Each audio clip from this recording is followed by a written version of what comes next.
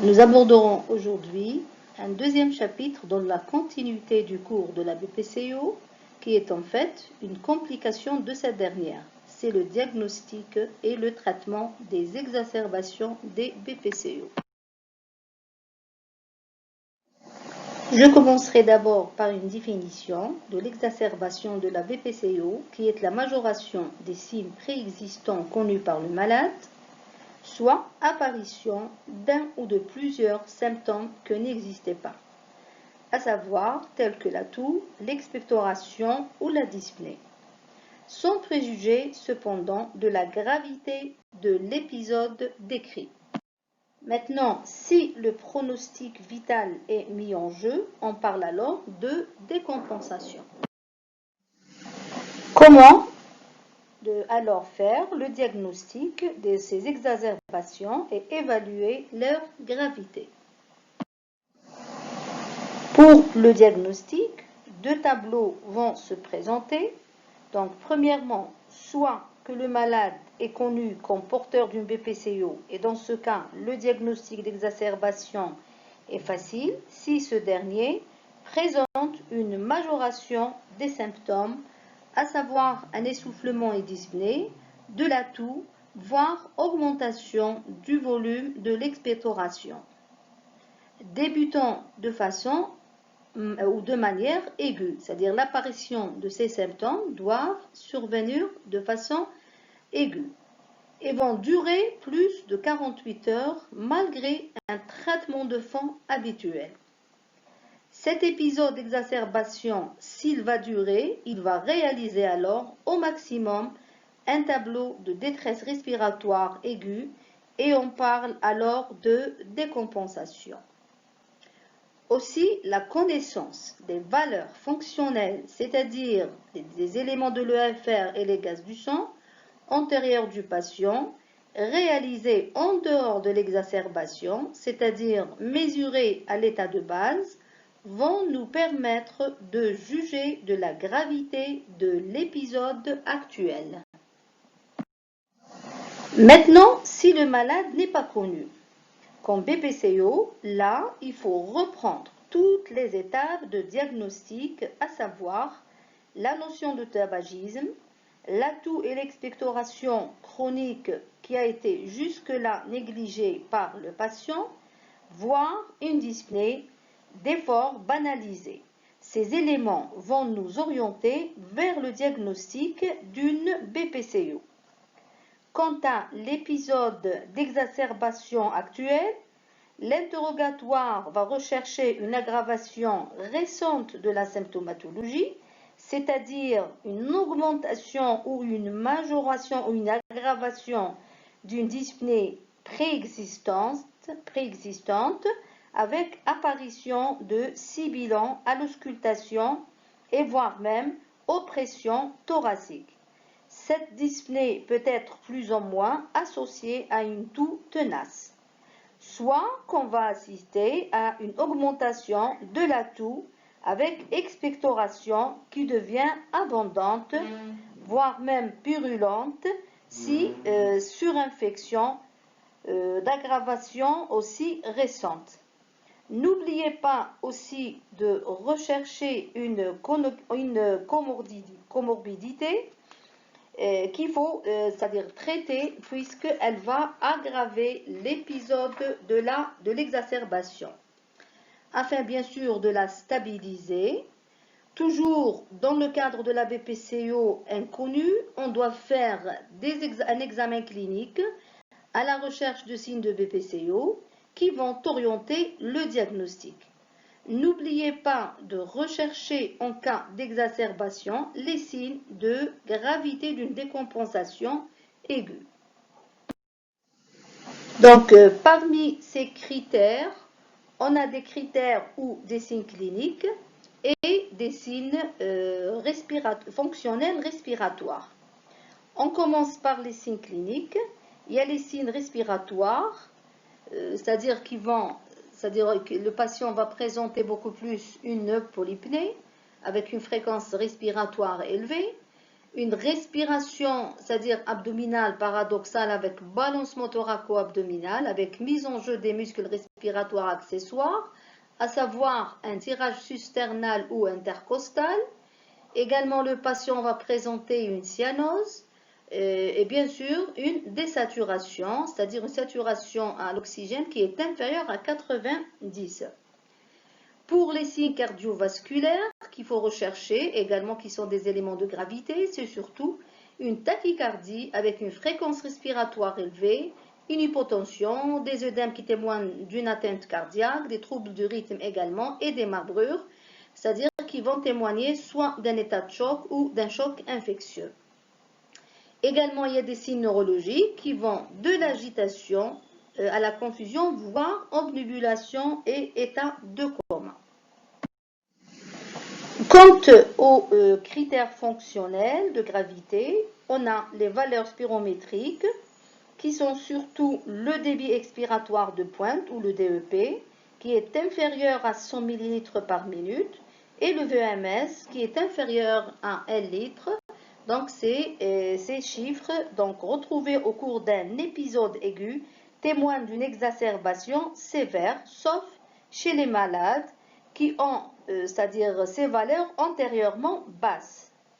Pour les gaz du sang, une pression artérielle en oxygène, c'est-à-dire une hypoxémie inférieure à 55 mm de mercure, au cours là aussi de l'épisode aigu, est un critère de gravité, sauf bien sûr pour les malades qui ont déjà à l'état de base ces chiffres. Donc après la définition et le diagnostic et l'évaluation de la gravité de l'exacerbation, on va voir les facteurs de risque de survenue d'une décompensation grave de la BPCO. Donc, ceux-ci sont fonction surtout de la maladie initiale, c'est-à-dire la maladie de fond. Plus le stade de la BPCO est sévère, plus le risque de survenue d'une décompensation grave est important. Il y a aussi la notion d'un épisode similaire, c'est-à-dire d'exacerbation, récent et dont l'évolution a été défavorable. Donc le patient doit être pris en charge correctement. Et bien sûr, il faut bien le surveiller. Un autre élément, donc un autre point de risque, c'est le nombre d'exacerbations au cours de l'année quand celle-ci dépasse 3 par année. Les malades avec une colonisation bactérienne aussi ont un risque important, surtout par des germes résistants tels que le Pseudomonas aeruginosa, qui répondent mal au traitement antibiotique et donc risquent de faire des décompensations qui vont s'aggraver rapidement. Il y a aussi les valeurs du gaz du sang, j'ai déjà cité, donc l'hypoxémie importante et l'hypercapnie supérieure à 45 mm de mercure sont donc c'est des éléments de risque. Il y a aussi la dénutrition, surtout quand le patient a une BMI ou un indice de masse corporelle inférieur à 21. Ceci est un élément de mortalité importante dans la BPCO. Ainsi, le fait d'être confiné à la maison, sans bouger, avec tous les facteurs de risque thromboemboliques, sont souvent des risques importants. Il y a aussi l'âge des patients. Il y a les patients aussi sous corticoïdes au long cours. Et bien sûr, l'association à des comorbidités, c'est-à-dire qui vont donc demander, c'est-à-dire dont on doit stabiliser pour éviter donc le passage vers une décompensation d'une exacerbation simple. Et on n'oublie pas aussi la cause proprement dite de l'exacerbation. Par exemple, si le malade fait une embolie pulmonaire sur un poumon déjà détruit, c'est-à-dire emphysémateux important, et donc le pronostic va être très grave puisqu'il va y avoir une hypoxie importante. Donc la prise en charge de cette exacerbation doit se faire en parallèle avec la prise en charge thérapeutique pour ne pas retarder la prise en charge. Parmi les causes donc, ou les facteurs déclenchants de l'exacerbation et de la décompensation, on a surtout la surinfection bronchique. Mais il faut savoir que toutes les exacerbations ne sont pas d'origine infectieuse, bien que celle-ci, donc, elle demeure la plus fréquente. Parmi donc, les infections, on a surtout les surinfections d'une bronchite virale, et les germes qu'on va retrouver le plus, c'est surtout le streptocoque, l'hémophilus, mais d'autres germes peuvent être donc retrouvés, d'autant plus que le patient a été hospitalisé. C'est-à-dire, plus le patient a été hospitalisé à plusieurs reprises, plus il va y avoir un risque d'avoir un nombre important qui va coloniser les bronches et bien sûr entraîner des infections. Il y a aussi donc les pneumonies, et donc le diagnostic sera fait surtout sur les signes d'exacerbation, la toux, l'expectoration, généralement purulente, la fièvre et bien sûr une image à la radiologie. Le traitement nécessite obligatoirement une antibiothérapie. Pour les autres causes infectieuses, même extrapulmonaires, donc peuvent entraîner une décompensation de la BPCO. Par exemple, si le malade fait une infection urinaire, il va y avoir de la fièvre, donc une polypnée, donc il va faire travailler un petit peu le poumon qui est déjà dans un état fatigué, réalisant donc une petite exacerbation. Les autres causes, donc l'embolie pulmonaire, et donc le diagnostic généralement dans des exacerbations graves qui évoluent rapidement vers une décompensation si le traitement n'est pas établi rapidement.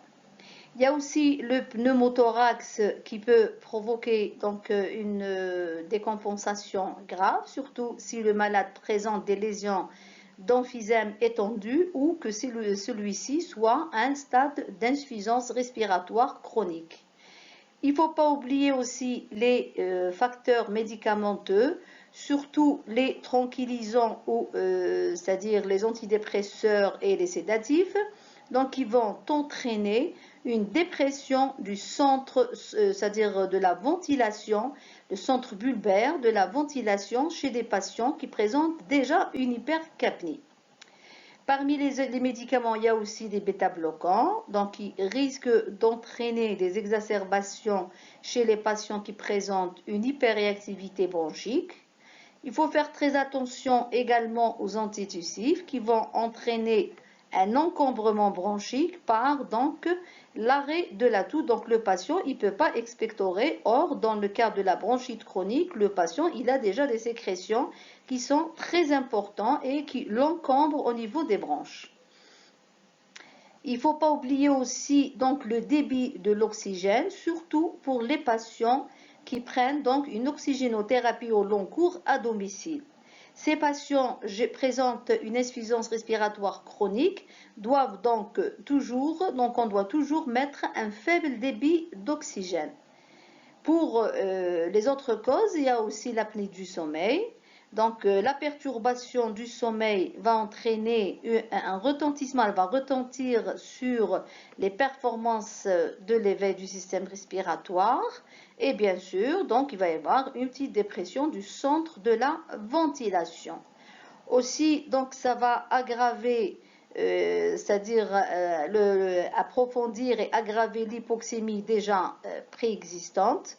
Et également, donc, l'apnée du sommeil peut entraîner une polyglobulie secondaire. Pour les autres facteurs qu'il faut prendre en considération, la chirurgie abdominale, sus-ombilicale ou sous-ombilicale, mais surtout la chirurgie thoracique, que ce soit à thorax ouvert ou par thoracoscopie. Aussi, les traumatismes thoraciques peuvent déclencher des exacerbations et des décompensations, voire les pics de pollution atmosphérique. On arrive donc au chapitre de traitement. Donc, il faut d'abord faire le choix du lieu de la prise en charge. Est-ce qu'on doit prendre le malade en charge à domicile? Est-ce qu'il doit être hospitalisé? Quels sont alors les éléments qui vont donc influencer ce choix? C'est beaucoup plus les comorbidités. Plus le malade il a des comorbidités, par exemple un problème cardiaque, un diabète, etc., plus le risque d'évolution d'une simple exacerbation vers donc une décompensation, et donc là, ça nécessite une hospitalisation. Il y a aussi les facteurs sociaux, on a les SDF, les sujets, c'est-à-dire qui n'ont pas un domicile fixe, donc on doit les hospitaliser pour essayer de les contrôler. Donc, il dépend également de la sévérité, c'est-à-dire du fond de la maladie, la sévérité de la maladie de fond, c'est-à-dire s'il y a un malade qui est déjà au stade d'insuffisance respiratoire, donc il va faire plus, c'est-à-dire une décompensation par rapport à un sujet qui est un stade donc léger ou modéré. Et bien sûr, c'est-à-dire la cause de l'exacerbation, elle doit être prise en considération. On commence par la prise en charge donc en ambulatoire. Donc il faut donner un traitement et bien sûr il faut évaluer le malade après 24 à 72 heures pour voir s'il répond, c'est-à-dire au traitement. Si on détecte par exemple un seul élément de gravité, il faut l'hospitaliser. Donc voilà, donc les malades qu'on hospitalise, c'est les malades qui n'ont pas répondu à une exacerbation traitée en ambulatoire ou qui présentent d'emblée une décompensation. C'est-à-dire ils ont un signe de gravité d'emblée qui va nécessiter donc l'admission du patient ou son hospitalisation, soit dans un service de réanimation ou de soins intensifs. Quelles sont alors les modalités thérapeutiques proposées? Donc, toutes les exacerbations doivent bénéficier d'une oxygénothérapie. En plus de l'oxygénothérapie, donc on a les bronchodilatateurs. On a deux types de bronchodilatateurs. C'est les bronchodilatateurs, les bêta-2 mimétiques de courte durée d'action, surtout le salbutamol ou la terbutaline, et bien sûr les anticholinergiques. Donc, ils sont recommandés en première intention. Il faut toujours privilégier la voie inhalée. Pour les bases xanthiques, c'est-à-dire telles que la théophiline, ils n'ont pas, c'est-à-dire trouvé leur place dans le traitement de la décompensation ou de l'exacerbation de la BPCO. Pour les malades qu'on décide donc de traiter en ambulatoire, qu'est-ce qu'on va faire? Donc, ils ont déjà un traitement. S'ils ont déjà un traitement de fond, il faut augmenter les doses. On augmente les doses. Si le patient, c'est-à-dire s'améliore, c'est bon. Sinon, on rajoute un deuxième bronchodilatateur. Si le malade, même après le rajout du deuxième bronchodilatateur, il ne répond pas, là, il faut discuter au cas par cas une hospitalisation. Maintenant, pour les malades qui sont pris en charge à l'hôpital. Généralement, donc, on donne une nébulisation avec toujours des bêta-2 agonistes. Et si le malade ne répond pas, on associe un anticholinergique, la même chose. Si on a apparition de signes de gravité et que le malade ne répond pas, là on peut, c'est-à-dire décider d'une admission dans un service de réanimation. Quant aux corticoïdes, ils ne doivent pas être prescrits systématiquement. Pourquoi? Parce qu'on a dit au début que la majorité des exacerbations sont d'origine infectieuse. Et on sait que les corticoïdes entraînent une immunodépression, donc ils vont favoriser l'infection. Mais si le malade, par exemple, c'est-à-dire il ne répond pas, et malgré le traitement, c'est-à-dire on a une persistance des signes cliniques, ou voire même apparition des signes de gravité, là, il faut mettre le malade sous corticoïdes, généralement à dose modérée, 0,5 mg par kilo et par jour, d'équivalent de prednisone.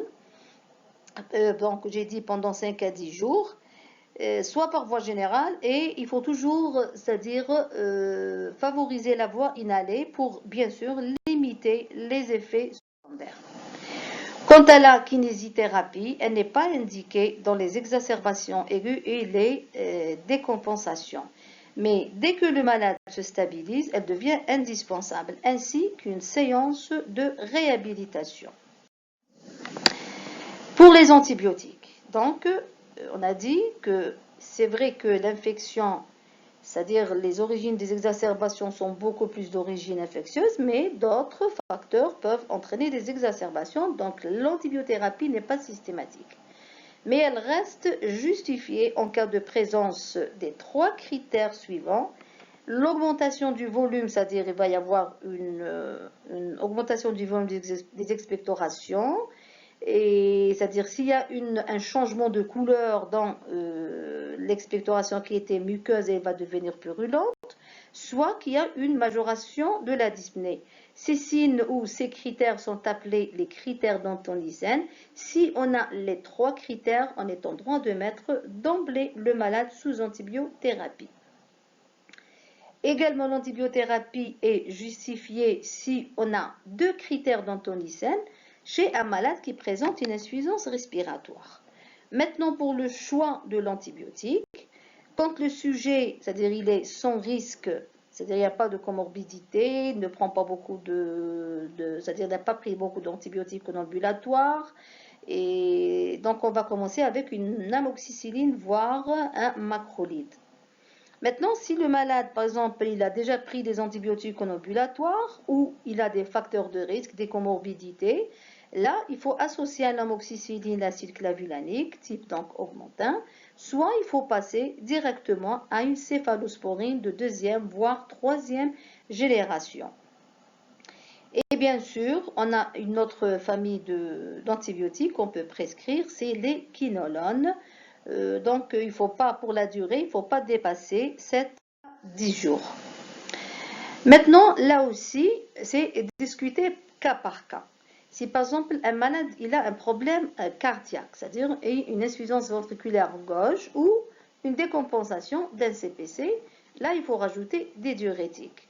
La prévention de la maladie thromboembolique doit être donc faite chez tous les malades alités, chez tous les malades hospitalisés, car c'est-à-dire le risque de voir donc une complication rapide d'embolie pulmonaire peut survenir rapidement. Quant à la rénutrition, donc elle est inclue généralement dans les programmes de réhabilitation. Donc il faut penser à rénutrir les malades qui sont maigres. Bien sûr, on doit toujours faire des ionogrammes pour voir le malade s'il est en hypocalémie, en hyponatrémie, etc. Donc il faut faire une correction des désordres hydroélectrolytiques et métaboliques. Bien sûr, s'il y a un diabète, s'il y a de la tension, s'il y a une hyperlipémie, etc. Pour le dernier point du traitement, c'est l'assistance ventilatoire mécanique, soit par intubation ou par VNI, c'est-à-dire ventilation non invasive, le plus souvent à l'aide d'un masque, ici CPAP. Soit elle est, c'est-à-dire indiquée d'emblée quand il existe des signes de menace vitale à court terme, c'est-à-dire quand le malade présente des éléments c'est-à-dire neurologiques, des épuisements musculaires, quand il y a, c'est-à-dire les signes d'insuffisance respiratoire aiguë importants, tels qu'un tirage, une respiration paradoxale, et voire état de choc.